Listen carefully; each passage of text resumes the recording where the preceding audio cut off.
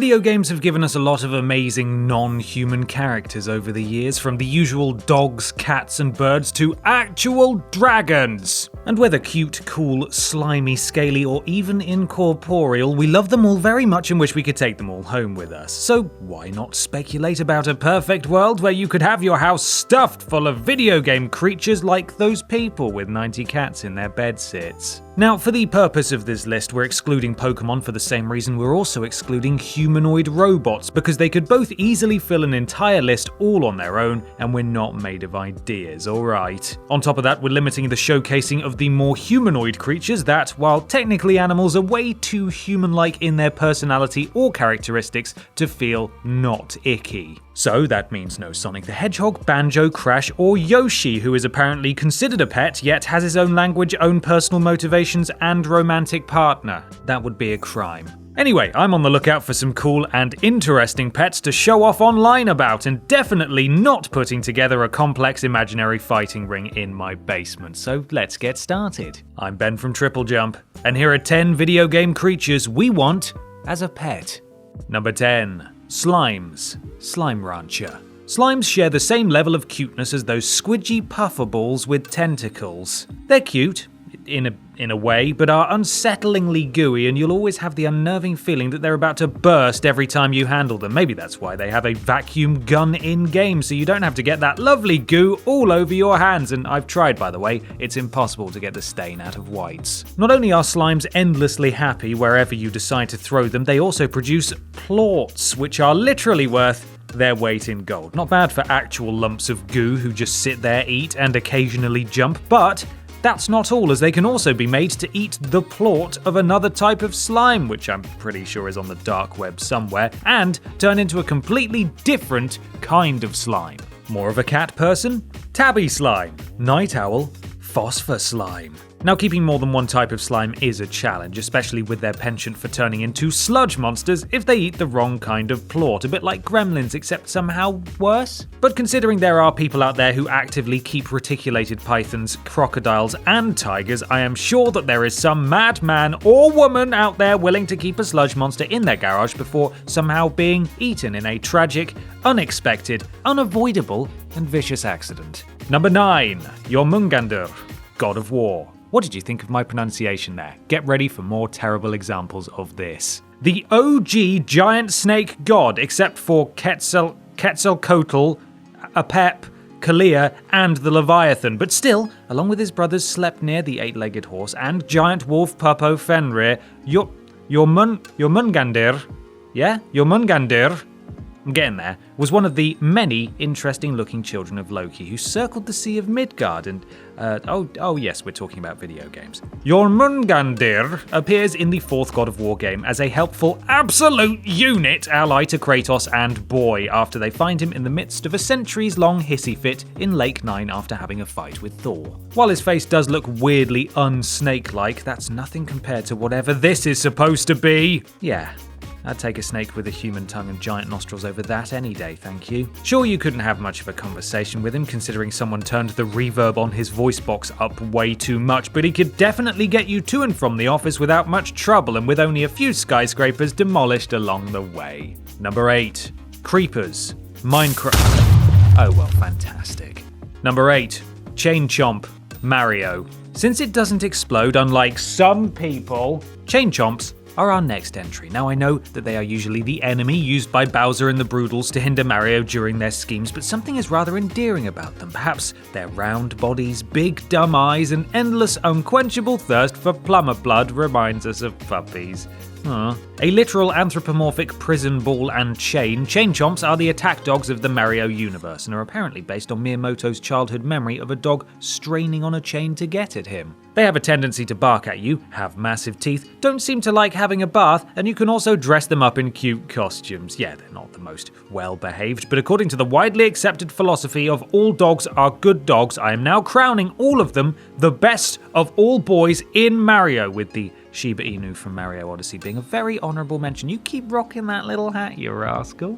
Number 7. Dogmeat. Fallout series. The goodest boy in all of the wasteland. Oh, yes you are.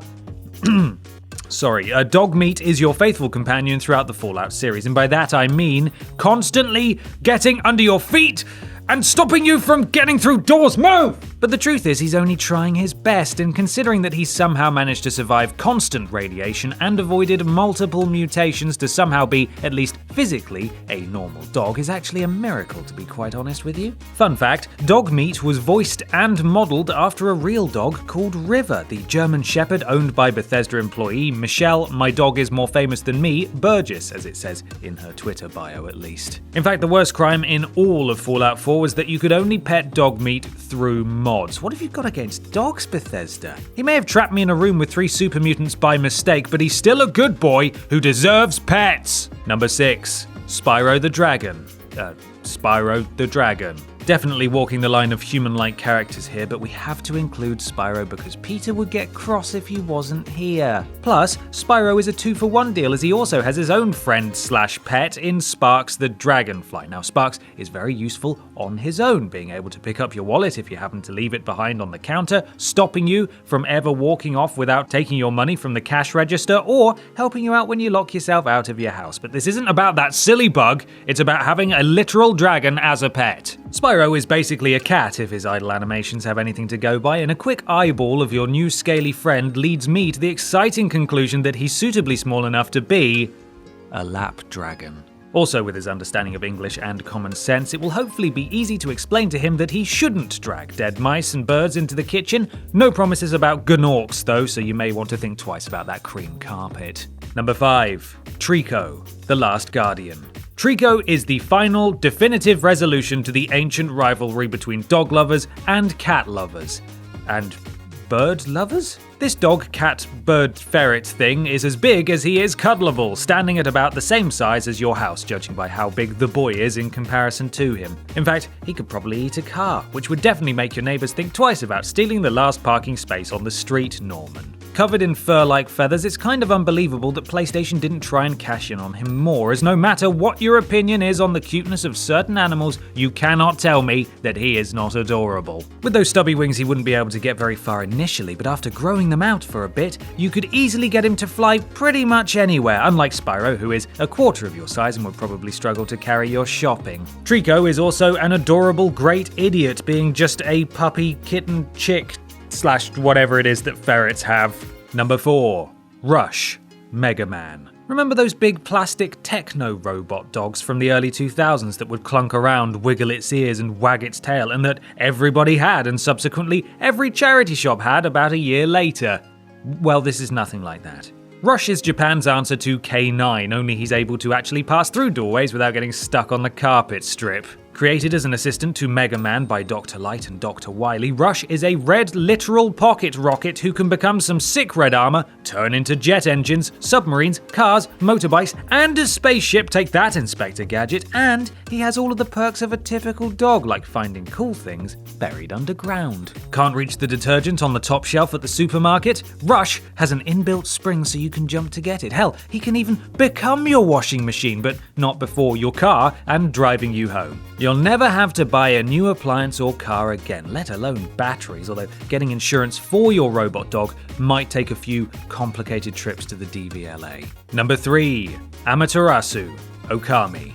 We've had a Norse monster of the ocean, and now we've got a Japanese goddess of the sun. Released in 2006, Okami is firmly rooted in Japanese mythology, with its main character, Amaterasu, appropriately based around the mythical deity of the Shinto religion, but in wolf form. Amaterasu herself is awesome enough just in her design, being a white wolf that is constantly on fire, but her supernatural brush magic abilities puts all of you out there simply painting dogs and cats to shame. Yeah, regular art can sometimes sell for hundreds of thousands of pounds, but can it bring plants back from the dead? Spending most of the game trying to re-imprison the great snake Yamata no Irichi, it's safe to say that she's quite an independent pooch, being a goddess and all that. However, if we played a little bit fast and loose with the term pet, she'd be really cool to have hanging around the house as long as literally everything in your home is fireproof. Number 2. Wrecking Ball, Overwatch.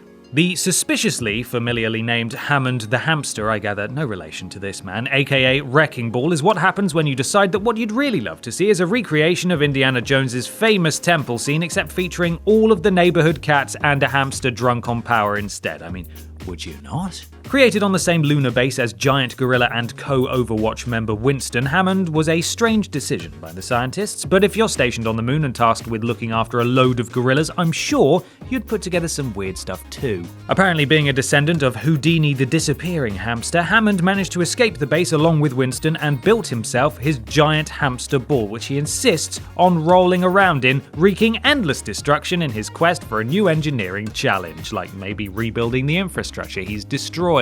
Now, granted, you may have to invest in a slightly bigger garage to keep his ridiculously sized mode of transport in, but if he's able to put some more compartments and sick bags in there, getting through tea time traffic would really not be an issue. Number 1. Chocobo.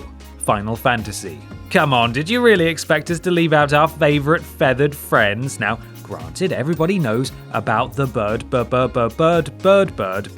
the word, but in case you didn't know, chocobos are basically the dinosaur that Big Bird evolved from. They are giant, ostrich-like birds of varying colours that can be found throughout the Final Fantasy multiverse, and which are often used as a mode of transport by characters, just like you can, by the way, with an ostrich. Why would you though? Only bigger and probably easier to sit on without falling off. I know throughout this video we've referenced being able to beat the traffic with several of our hypothetical pets, but imagine how many road ragers would want to have a go at you while you're riding that thing. I wouldn't mess with it, especially as it has literal sword claws that would make even a cassowary think twice. I don't know why anyone in the FF universe even bothers with cars anymore, nor why they would even be invented when these giant feathery motorbikes are hanging around and are apparently all too happy to provide you with free transport. But again, trying to register it at the DVLA would probably raise a few eyebrows, especially after the robot dog incident. We don't talk about that though. And that's our list. What cute/awesome/horrifying creatures from video games would you want to take down to the local park with you? Be sure to leave them in the comments below. You can follow myself and TripleJump on Twitter here, and while you're at it, why not support the things you enjoy by having a look at our Patreon. Finally, don't forget to like the video, share it with your friends, and subscribe to the channel. I'm Ben from TripleJump, and thanks for watching.